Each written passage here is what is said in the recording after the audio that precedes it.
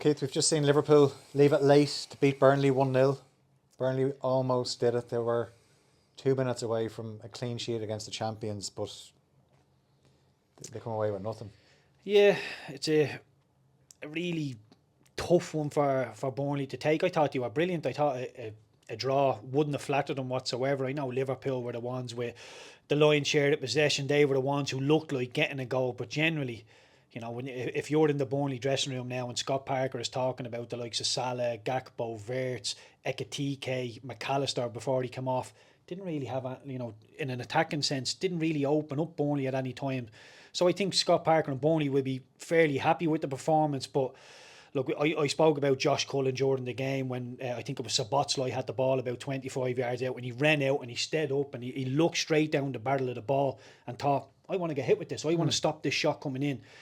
When the cross is coming in, Hannibal comes out and he looks at it and thinks, I want to stop it, but I don't want to get hit with the ball, and turns his back. And when you turn your back and your arm comes up, you're always liable to give away a penalty. So while I have some sympathy for Burnley as a team, given the work rate, it's one with this little silly basics of the game. Don't turn your back. Get hit with the ball in the stomach and deal with it from there. So it's a real tough one to take. Liverpool underwhelming, but 4 wins from 4 games. Yeah, and I suppose, given the fact that there was only 3 games before the international break, and new attack, Arne Slot must be thinking, we're ahead of schedule here, because I know they're the champions and they didn't make any changes really last season. Chiesa was signed but barely featured in the league. The only start he had in the league last season was when the league was already wrapped up. So he has to sell players and then bring in a whole new attack basically, and that's going to take time. And he's probably had very little. The pre-season is fine, but he's had very little time in terms of games to try and build up a rhythm. Yeah, of course, and very little time on the training pitch as well, because they would have had game after game and then rolling into the international. So again, I speak about Wirtz coming in, Frimpong coming in, Kerkes, who I thought was actually quite poor today as well. And his yellow card aside, I thought his performance wasn't great. He was popping up in attacking positions, looked okay, but that yellow card was really, really embarrassing stuff. He ends up getting the bullet because of it, because the manager can't trust him to play the rest of the game on a yellow card.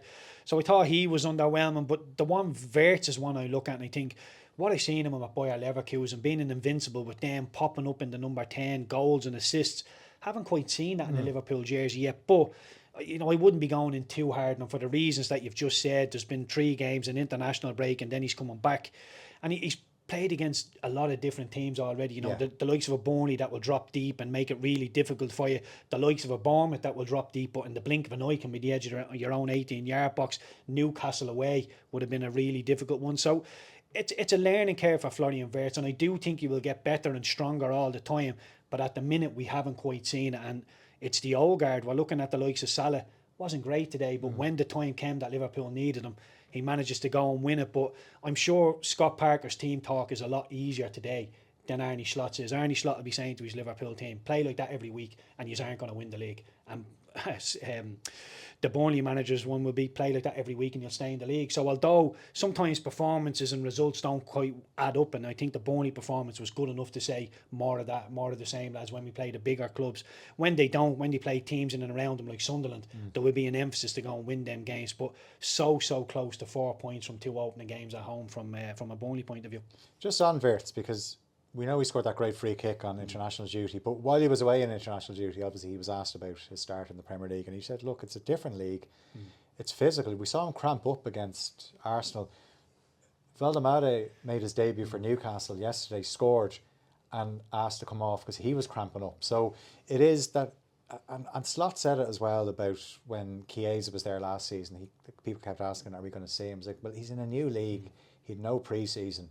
And the intensity of this league is just different to anything else in Europe, whether it's Serie A, whether it's the Bundesliga. So, he will obviously take a bit of time to get used to it, but it'll be interesting to see where Slot plays him, especially when Isak comes in. Yeah, a lot of people have said this to me. I have a Liverpool fan in the house, and what they said to me was, what's the point in signing Isak and Ekitike in the same window? And on the face of it, I think, and probably a little bit similar, but I think there's an easy fix there where Isak goes through the middle, Ekitike comes off the left, or maybe even Ekitike in the 10 and Florian Wirtz off the left. We've seen him do that for Germany recently as well. So look, I think there's different different little weapons there for Liverpool.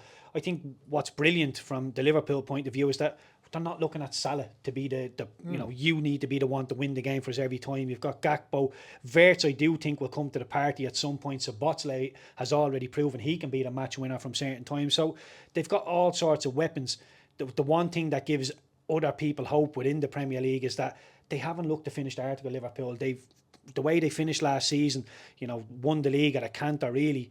You're looking at them this season with the signings they've made, you're thinking they're so much stronger than they are, yet that hasn't really transpired onto the pitch just yet. Yeah. So there is little green shoots for the likes of an Arsenal or a Man City or whoever else is looking at getting into the title race, but when you're winning games and you're not at 100%, that's generally a good thing. Yeah, and if you look at the games coming up for Liverpool, is it better to get into this rhythm of games, or would Slot be thinking, I wouldn't mind a bit of time at the training pitch? Well, I think given the fact that they're winning, they don't mind just rolling into game after game. And one thing that players really, or I didn't like, was more training sessions. You've done your pre-season, you've done all the training, you generally know systematically where you need to be at certain times. So I never liked the train. I'd rather bounce into game after game. Given the fact that it's been a little bit disjointed at times from Liverpool, maybe Arne Slot would be thinking, I wouldn't mind getting these lads for a full week on the training ground and going from there. But like I say, if you're winning and you're not happy, that's a really good sign. Yeah, and the next two games, obviously the Champions League starts during the week, and they've Atletico Madrid at home, and Liverpool fans will remember how Atletico dumped them out of the Champions League when they were the reigning champions. They've the Merseyside derby. That would suggest you've another couple of games coming up where the opposition are going to sit deep and say, see, can you break us down? So Slot is going to find out soon enough if they've learned anything from today. Yeah, they will. And like I say, these low blocks, like Wirtz would have been thinking, my God, where was this? Like the low blocks against Burnley, people coming out, engaging with him, being really physical with him. It's going to be tough for Wirtz, and he's going to have to learn on the job. People think 130 million, he's going to come and take the league by storm. I do think there'll be learning curves. There'll be times where he doesn't play to his maximum. That's just it's just one of these things. And people have always said to me, and even with Victor Gyökeres coming in at Arsenal, people are saying to me, do you think he's the one, Keith? And I go, I'm not too sure. It's because he hasn't played in the Premier League. And I think anybody that hasn't played in the Premier League, there's always going to be a question mark over them. And Florian Wirtz is in that category right now. And that's where Isak is different, where he has played in the Premier League. He has scored goals in the Premier League. Only two players have scored more goals in the Premier League in the last couple of seasons than Isak. So I suppose the exciting thing for Liverpool fans is they're 4 from 4 and they haven't even got one of the best strikers into their team yet. Yeah, exactly. And that's exactly what they're thinking. Like when you think of Isak through the middle, Florian Wirtz in the 10, Ikatiki on the left and Salah on the right, that's a really mouth-watering attacking line that Liverpool have. Although you say Konate, Van Dijk didn't have an awful lot to do today, but the bits that they had to do, they won their aerial duels. You look at the right back and think maybe there's a little bit there with Sabozlai filling in. Is there something that opposition can get from there? Kerkez, I thought he was brilliant at Bournemouth. I thought he was one of the best left backs in the league last season. This season, I'm looking at him and I've seen him live in the Aviv, and I'm thinking, I think he can be got it. I think defensively there's question marks over Kerkez, and I think the more you play against Liverpool, the more people are starting to scratch the surface in Kerkez and think really good going forward, but defensively there may be a question mark. So maybe the fullbacks are maybe a weakness for opposition against Liverpool. Nice option to have off the bench where he's able to bring Robertson and Bradley on as his two fullbacks. But I suppose Slot would say we'll have to do less defending if we're better with the ball. In terms of, you referenced Josh Cullen. Josh Cullen had a fine game, and we've watched the Premier League back this weekend after what happened in Yerevan, and we look at some of the players and think, where was that? And I know international football and club football is different, than they're playing in better teams. But even last night I watched Brentford and Chelsea. In the first minute of the game, a ball went up to João Pedro, who came through the back of him and basically let him know he was there. It was Nathan Collins. Josh Cullen throwing himself at tackles today, into tackles. Why don't we see this? I really don't know. These lads obviously have attributes. That's why they're playing in the Premier League. Nathan Collins has attributes. That's why he's the captain of a Premier League team at such a young age. I don't know whether it's the weight of the Ireland jersey or what exactly it is, but they have attributes. I think we just need to highlight the attributes. And playing out from the back is something that Nathan can do, but it's not something that he should be doing in an Ireland jersey, because Cullen has attributes, but getting Cullen on the ball, I mean, everything that I highlighted today from Josh Cullen being good was about closing the distance, putting tackles in, winning the ball back. It was never about setting off attacks or opening up the defence of Liverpool. It was about the other dirty side of the game. So if we get Cullen to do that sort of stuff in an Ireland jersey, say, look, when you win it, just give it to somebody else. Just pass to a green jersey. Don't worry about anything else. And when Nathan wins it, we've got one of the best young forwards in Europe, if not the world, in Evan Ferguson, or one that we think can get to that level, doing really well at Roma. Get the ball up to him. Just get it up to him. Keep him involved in the game and play from there. It's going to be a little bit, hit and rush back from front really early. But I think we've proven now. Stephen Kenny has proven, Heimer Halgerson has proven, we don't have the technicians in the middle of the park. So bypass it. I think when you look at Cullen today, though, it's like Burnley are compact. There's very little space. So if he shoots out and he doesn't get there, there's somebody else to cover him. I always find when you watch Ireland and that midfield, if someone misses a tackle, we are wide open. Yep. I think you're spot on. I really like the 5-3-2 formation. I've seen the Scots play it an awful lot under Steve Clark. But what the Scots have with Ryan Christie and McTominay, when they're deep and they win the ball, they can be on the edge of the 18-yard box of the opposition at the drop of a hat. Whereas Cullen is, he's not slow, but he's not exactly lightning if you want him to get up there. And with the Ireland team, I did see a little mishmash of game plans. You see Cullen going to get the ball off of Collins, then it goes long, and you're thinking, that's a 70-yard sprint now for you to get up to the strikers. Whereas if you're cheating and thinking, I don't want the ball, I'm going to go up and stand next to Evan Ferguson because that's where it's going to drop. It's just a little bit, it's very, very basic stuff, but it's just a clear thought process. And I think if Ireland go a little bit more back to front, a little bit quicker and defend, I would love to see Ireland keep clean sheets. People have told me, Jake O'Brien, Collins, O'Shea, Queevy and Kelleher, we should be keeping a lot more clean sheets and highlight the attributes of what we have. Just before we finish up, the Premier League obviously back this weekend. You mentioned Arsenal.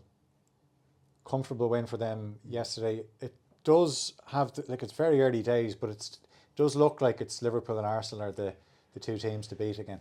Yeah, it does. I feel like we've been really reactive. Like a lot of people have said, nobody's really mentioned Manchester City. Then they go and play really well in the opening game of the season, and people are thinking, did we all just forget about Manchester City? Then they were really poor again.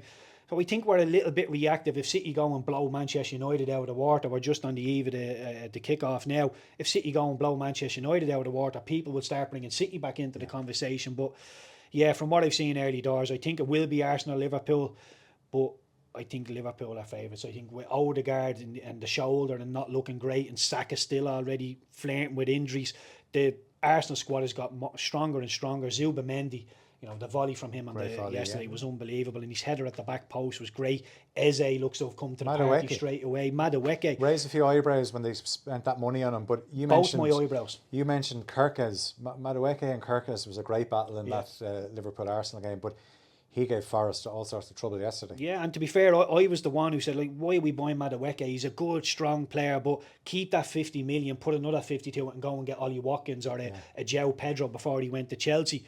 But since Madueke's come in, I don't think you can wrestle him off that left wing. He's been brilliant. I know he was on the right, but that's locked down as Bukayo Saka's position. But yeah, Madueke, really good addition so far. Yeah, absolutely. Right, we'll leave it there. Thanks very much, Keith. Cheers.